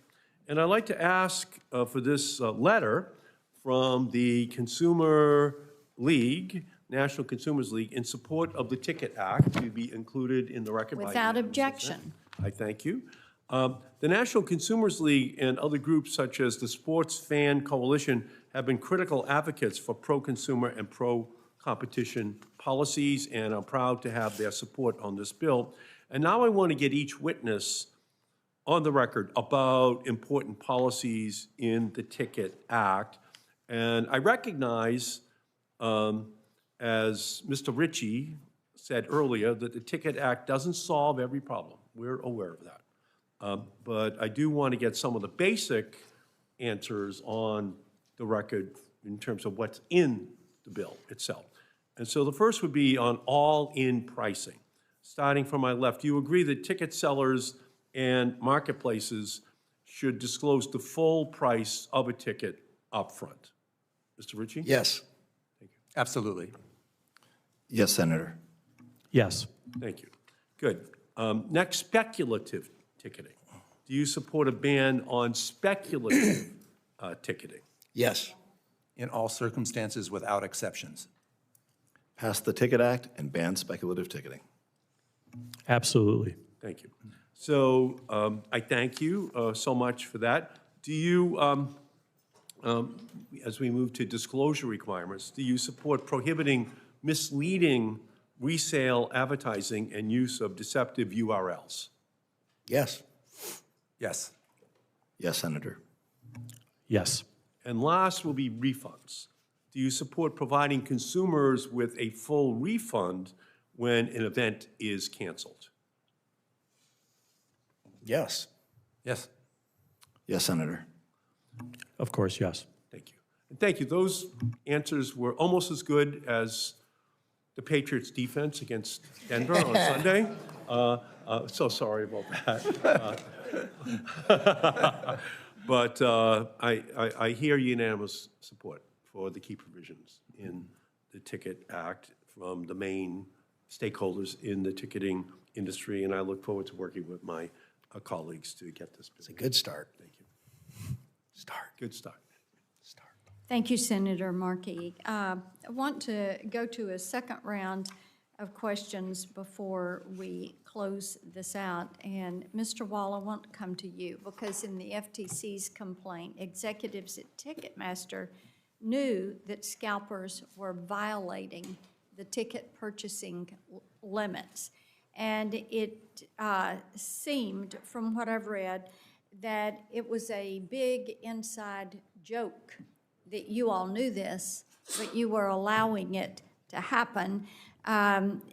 Your C-suite knew of this. One of your executives even wrote in an email that we have stating that you, and I'm quoting, turn a blind eye as a matter of policy, end quote. Now, you have emphatically denied that this conduct really had any sort of malfeasance. You all have denied that, but I want you to answer. Why would you have to turn a blind eye, as your executive put it, if there was no wrongdoing that was taking place? I think that is taken very much out of context, Senator, but let me just cut to the chase here. Our actions We'll be happy to speak. provide you the email. I have the email, I've seen it. Okay. But our actions Not out of speak context. louder than anything else. We showed up, we walked the walk. We actually put the money in, we improved our defenses. Our bot defenses are second to none in the world. They're obviously not up to par. You've got bots still getting through, and And you've we got will- scalpers that are still scooping up these tickets. So we've got a disconnect going on here somewhere. And Senator, we will always take the position that so long as tickets are still going on this way, then we're not up to par. That's our position too. Okay, well, let's accept that. And let's say there's work to be done. So do you accept any responsibility when a fan is hit with a speculative or ghost ticket? Never, because we do not allow those on Ticketmaster. But and it's haven't for happening. years. Mr. Berry, how about your members? I'm sorry, Senator, do our members support? Take any responsibility, Absolutely, Senator. We serve tens of millions of fans every year. okay? And Mr. Wall, why can't Ticketmaster work with artists and do what Mr. Ritchie has recommended, where you would have tiered opportunities for fans? Why can't you all make that happen? So Ticketmaster never sets prices itself. However, Live Nation and Ticketmaster do offer the tiers, the platinums. For example, we stand alone. We're the only resale site that will consistently, if Mr. Ritchie says he doesn't want us to turn on resale on our Ticketmaster marketplace, we won't. If we do, we will pay him Mr. a portion Ritchie? of it. I don't, that's the first time, I've heard very recently from Michaels, the CEO, that we could do this cap or not have resale. I'm like, well, he goes, yeah, we've done it for other artists for a while now, for Pearl Jam, which is maybe why they're not here making a stink today still. They might have a side deal from what I've seen. I'm like, why don't, So it's not they're like, you can have this standard deal too. I'm operate- like, why haven't you told us this? Oh, we're really bad at advertising. I'm like, come on, that's BS. Yes. There's nothing unusual about these arrangements I'm talking. Every artist that we promote has the option How to tell can us. it not be unusual if the artists don't know Right. that this We'd have is no an idea. option? I would be happy to put in the record the list of dozens of artists Then you that need we have 'em turned right here. off the start TM Plus. supplying. I know You who need the to- artists I are. would I got 'em. recommend that you submit a list. Let me ask you to submit a list of artists who are able to control their ticket sales, who are able to turn off the secondary market, and who are able to work with you how they want to tier these tickets. Let Senator, me if move I on may, to, Senator. well, no, I'm moving Face on. value exchange. We are the only one that offers artists the opportunity to Mr. Wall, do face value exchange. I've got another long? question for you. Since we'd invented it a few years ago. I've never heard of it. I'm very close with Okay. a lot of people at we're- Live Nation we're everywhere. going to move on to another. Senator Lujan referenced a letter that he and I sent to you. Yes. And I've got it right here. I will submit it for the record without objection. And in it, you said, and I'm going to quote, "Given the level of abuse you are now seeing, you will no longer permit brokers to use multiple accounts." So, before now, you have allowed brokers to use multiple accounts. This Yes. gets to what I was talking to Mr. Berry about verification of these accounts. So you've allowed them to use these multiple accounts, but then you also said in that letter that you weren't turning a blind eye. So were you all screwing up, or were you lying? Neither. Neither. Okay, Mr. Weingarten, what do you have to say about that? Well, I mean, just a couple things just from what has been said, and I just want to make clear that the Ticket Act, as it's written, does not outright ban spec ticketing. Right. So that definitely does need to get updated or changed. Okay. And since we're all in agreement, that would be great. But the other piece is that, sorry, I lost my train of thought. What was the question again? I apologize. We were talking about, he was saying that we were talking about the brokers.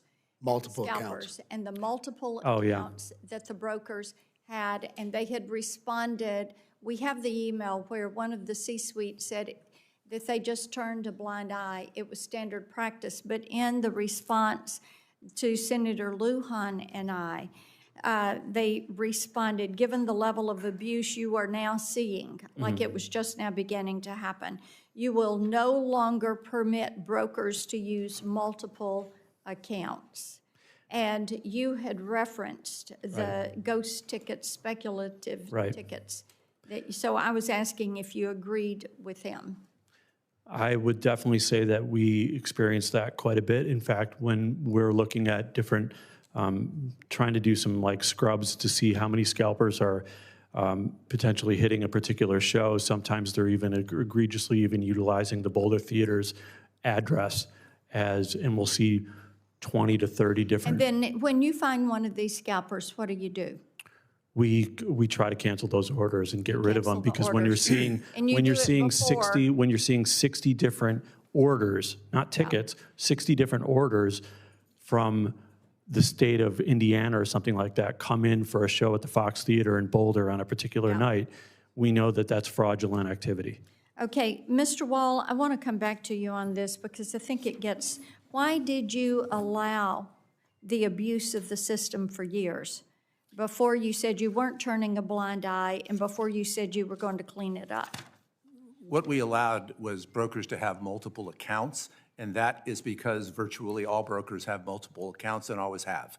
So you did not do verification if these were actual brokers or they were bots? Oh, sure we did. Of course we did. Well, you ended up with a whole lot of bots, and then you said you're blocking a lot of the bots. So, I mean, we've still got a difference. Mr. Ritchie, you had a comment? It's this simple. If I buy a ticket and I go to the show, I'm their worst customer. If they allow these multiple counts to go on, that ticket resells and they make more money. Boom. Mr. Wall, I want to come back to you. July of last year, Ticketmaster filed a public comment in response to the DOJ and the FTC request for information on issues in the ticketing industry. Now, in that public comment, you made some very interesting arguments. Not sure I agree with all of this, but you made some interesting arguments. On page 11 of that comment, you wrote that the Bots Act, and I'm quoting, implicitly obligates ticketing platforms not to turn a blind eye to patterns of behavior that indicate unlawful ticketing harvesting. Yes. End quote. Okay, now I agree with that. You should not turn a blind eye to that. This supports the fact that the Bots Act holds companies like Ticketmaster liable for selling unlawfully purchased tickets. Senator Moran and I wrote the Bots Act, and the Bots Act was never meant to be Section 230 for ticketing platforms. So why are you now taking the opposite position in ongoing litigation? We aren't. There must be a misunderstanding, because our interpretation of the Bots Act is fundamentally the interpretation that you and Senator Lujan put forward in your amicus brief in the Key Investment Group case. And we have another amicus brief coming on the second one. Okay, do you have, Senator Hickenlooper, do you have any questions? I have myriad questions, but I will restrain myself. I wanted to, Mr. Ritchie, I wanted to ask, in your experience, your direct experience, how much control does the artist have in what the final price for an artist or a customer pays for that ticket relative to the add-ons? The final price or setting the price of what we'd The like? final price. The final price, well, not much. So you I mean, can't- that includes all the fees, the tacked on, how the buildings make their money, everyone this, that, and the other. There's, they charge how much to print out a ticket at home, all these little stuff that makes no sense, like that everyone's up in arms about. We get a ton of say in what we want the tickets priced at, because that's where we make our money, and we make the majority of that money. As I'm sure Mr. Wall will be happy to tell you, that's true. But at the end of the day, no, we don't have any, over all those fees and everything that they tack on and all the stuff that people are really upset about. If I say tickets are $49, whatever, fans are usually like, okay, that's great. As artists, we want to treat our fans right. They know that. But then when they get to the end and they check out, they're like, why is this thing $75? Right. It's supposed to be $49. That's a huge problem. Right, and there's no way, when you can't restrict the contract, when you're signing a contract with that promoter, they're unwilling or unable to guarantee that they can, assuming, and obviously if we do a federal law that I mean, this is why I said subpoena some of this stuff, because what I've heard, people are getting kickbacks from this. Sometimes it's the managers or the artists. You know, there's a lot of people at fault here. You know, I'd like to put it all on Ticketmaster and they take the majority of these blows, no question, them in Live Nation. But there's a lot of people there with their hands in this cookie jar that it shouldn't be in. And that's why I hope you subpoena a lot of these contracts and look for some of this fraud, because I bet there's some folks who go to jail. I'm not going to judge anybody on that evidence yet. You know, since last year, the FTC's all-in pricing went into effect. Have you guys seen a change in the market since that? And maybe each one of you can describe a little bit what the change is. And then also, if we made that a federal law rather than just a rule, would that make a difference? So that's the two questions. Have you seen a change, and would? That's great. I think that's great for fans. Just more transparency, so they don't get sticker shock when they go to check out with all these hidden fees. Okay. It's been very important because contrary to what a lot of people believe, ticketing companies can't decide how to show these prices. It's the content owners who sort of dictate this, and so you have a problem getting everybody on board. It's now, we've been pushing this for years. The system is working. Some people were saying that there'd be a lot of problems. There haven't been any problems. It turns out this works just fine. Right. And you think there's a benefit to making it a federal law as opposed to just a FTC rule? The only thing I would ask with that is the industry has adjusted to the FTC rule, so try to be as consistent as possible, Right. but otherwise, yes, absolutely. Taking what's working and just thank you. Yeah. I yield to the more experienced person up here than myself. Mr. Berry? Yep, we absolutely support all-in, total upfront pricing. We've been advocating for years, and I want to thank the FTC for doing it, and I do agree it should be codified into statute. Okay. Mr. Weingarten? Yes, we've been working, meaning the National Independent Venue Association, has been working throughout the states, and we've gotten a lot of states on board for some time, and they've been, it's been great, and I think a federal law with that would be terrific. Right. I appreciate that. I do have more questions, but I'm going to just put them in written form for you all and let you go. We've had them here for a little while. Mr. Berry, I do have one more for you. What percentage of the tickets that are sold on your platform are from brokers? I don't have a specific percentage, Senator, but what I can tell you this, if you're a broker, or if you're a nurse, or if you're a season ticket holder, you're held to the same rules. You have to deliver the tickets as they have been ordered. You will be penalized or thrown off platform if you are not. The marketplace has to keep both sides of the equation honest. I would like for you to submit for the record. Absolutely. That number. Mr. Weingarten, do you agree with that? I 100% do not agree with that. Not a chance. I think that is very false.